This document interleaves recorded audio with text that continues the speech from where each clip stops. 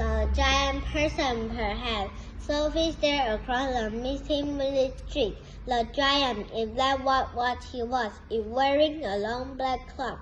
In one hand, he was holding what looked like a very long, thin trumpet. In the other hand, he held a large suitcase. The giant was now stopped right in front of Mr. and Mrs. Gucci's house. The Gucci had one green grocery shop in the middle of the high street, and family lived about the shop.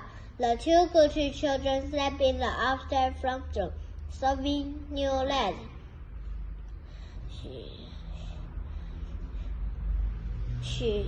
The giant was peering through the window into the room where Michael and Jane Gucci were sleeping. From across the street, Sophie watched and held her breath.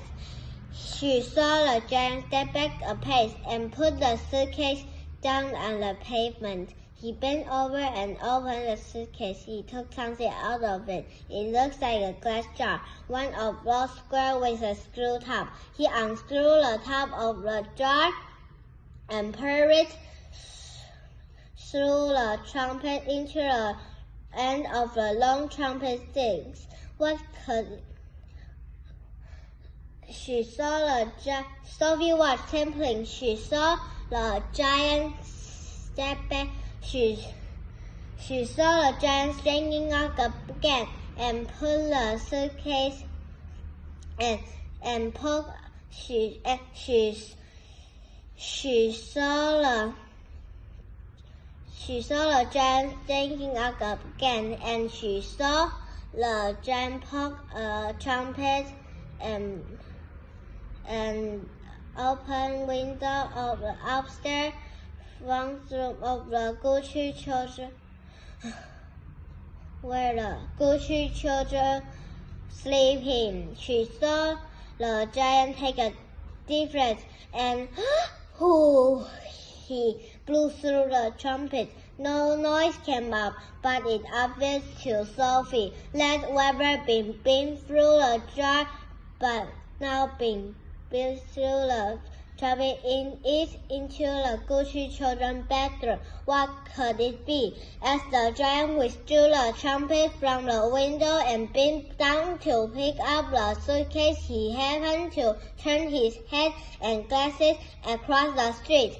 In the moonlight, Sophie caught a glimpse of an enormous, long, pale and wrinkly face with the most enormous ears. The nose was sharp as a knife, and above the nose there were two bright flashing eyes, and the eyes were straining straight at Sophie. There was a face that devilish look about them.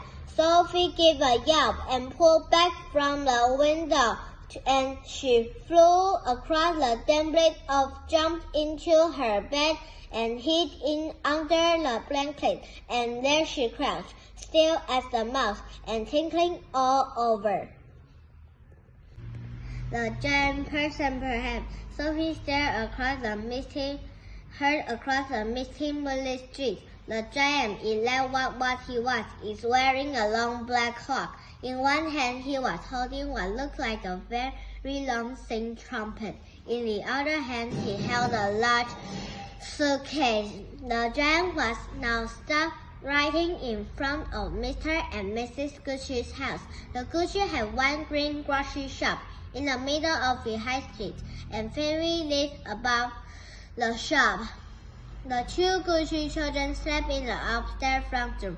Sophie knew that the giant was peering through a window into a room where Michael and Jane Gucci were sleeping. From across the street, Sophie watched and held her breath. She saw the giant take a deep breath. She saw the giant step back a pace and put the suitcase down on the pavement. He bent over and opened the suitcase. He took something out of it. It looks like a glass jar, one of those square with a screw top.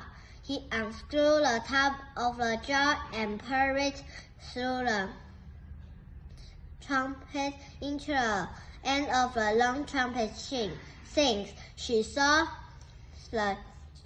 Sophie watched templing. She saw the giant poke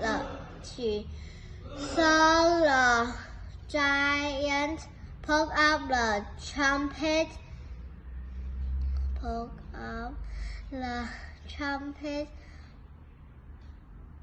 不知道。